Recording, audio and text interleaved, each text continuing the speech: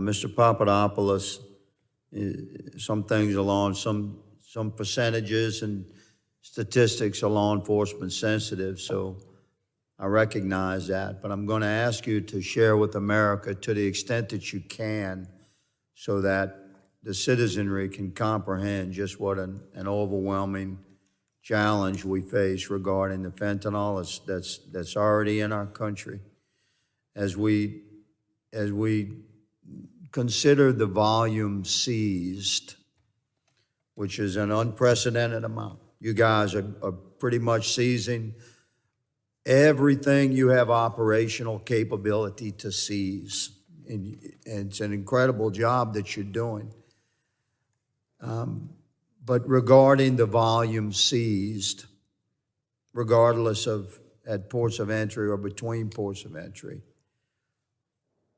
can you share with America what you would consider to be a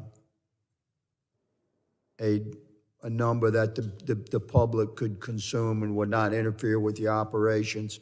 What's the percentage of seizures versus the totality of volume that has come into our country?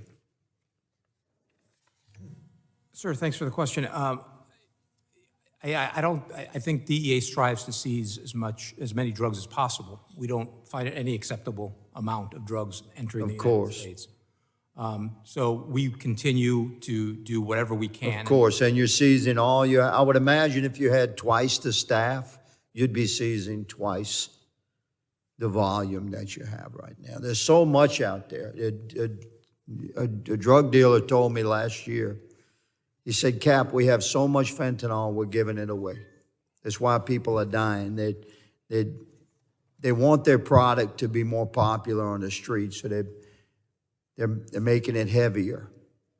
And this is a guy that's been in the game for quite some time, is incarcerated.